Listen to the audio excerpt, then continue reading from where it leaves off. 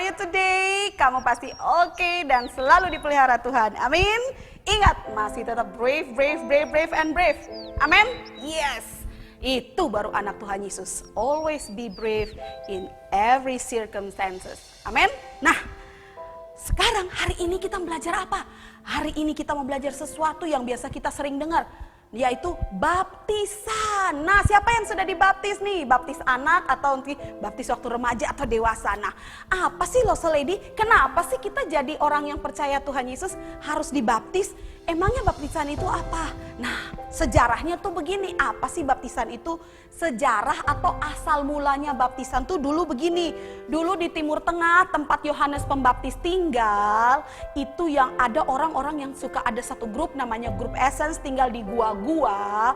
Mereka itu grup yang berusaha untuk menyucikan dirinya, menjaga dirinya untuk tidak berbuat hal yang jahat atau hal yang bagi mereka itu berdosa. Nah, tapi mereka itu di dalam grup dan mereka punya persyaratan. Kalau masuk grup itu harus ada tandanya, harus ada seremonialnya, atau harus ada upacaranya. Upacara sebagai tanda orang-orang itu masuk menjadi anggota grup itu. Nah, grup Essence itu, nah untuk masuk di situ mereka harus dibaptis pakai tanda baptis, yaitu dicelupkan di dalam air lalu dikeluarkan. Nah, mereka sudah menjadi anggota itu. Nah, waktu itu Yohanes Pembaptis, waktu sebelum dia memulai pelayanannya, dia juga tinggal di gua-gua, di padang gurun, gua-gua yang ada di padang gurun, sehingga dia tahu dia tahu upacara itu. Jadi waktu Tuhan sudah mulai memberikan dia kesempatan untuk dia melayani, apa yang dilakukan oleh Yohanes Pembaptis sih? Memanggil orang-orang untuk mempersiapkan hati menyambut kedatangan Tuhan Yesus, atau menyambut Tuhan di dalam dirinya, membuat diri mereka bersih, membuat diri mereka suci, menyiapkan hati mereka untuk menyambut kedatangan Tuhan. Sehingga Yohanes disebut pembuka jalan bagi Tuhan Yesus. Nah, jadi kalau untuk masuk, untuk itu Yohanes Pembaptis ini sering berada di padang gurun, sering memanggil orang-orang, "Hei kamu, ayo bertobat, ayo bertobat." Nah, kalau ada orang yang mau bertobat, Rasul Yohanes akan melakukan itu. Dia melakukan yang namanya baptisan ya. Yohanes Pembaptis akan melakukan namanya baptisan. Nah, dia biasanya lakukan di mana? Di Sungai Yordan gitu. Jadi siapa yang mau masuk menjadi pengikut jalan Tuhan, dia akan dibaptis. Itu namanya baptis. Nah, baptis sendiri artinya apa sih, Lose? Baptisan itu dari kata baptiso, artinya ditenggelamkan.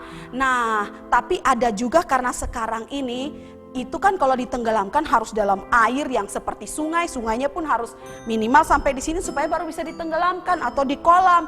Nah, tapi zaman sekarang itu tidak selamanya ada sungai di mana-mana. Kalaupun ada sungai seperti di Jakarta, kamu tahu aja kan kotornya seperti apa. Nah, nggak mungkin ditaruh di situ.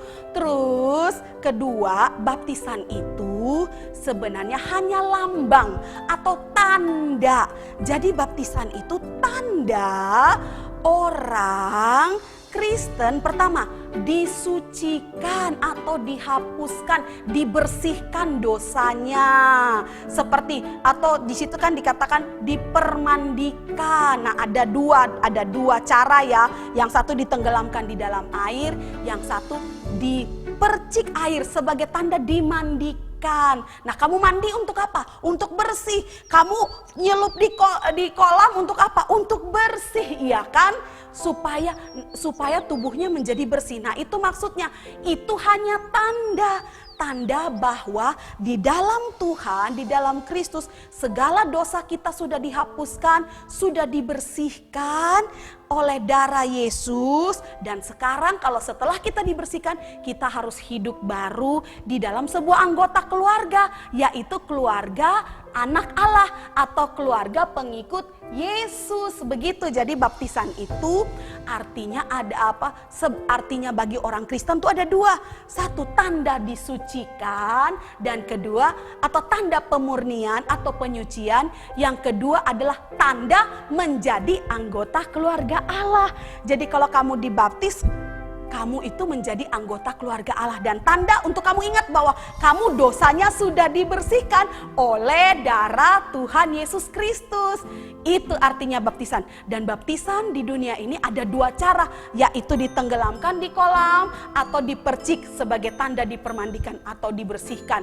Nah, Lause, kalau aku misalnya aku belum dibaptis, tapi aku sudah percaya Tuhan Yesus, tiba-tiba aku meninggal. Aku diselamatkan nggak? Diselamatkan. Karena baptisan adalah tanda. Baptisan bukan untuk menyelamatkan. Next time kita belajar lebih banyak lagi. Oke, masih penasaran? Tunggu pelajaran berikut. See you brave kids. God bless you all.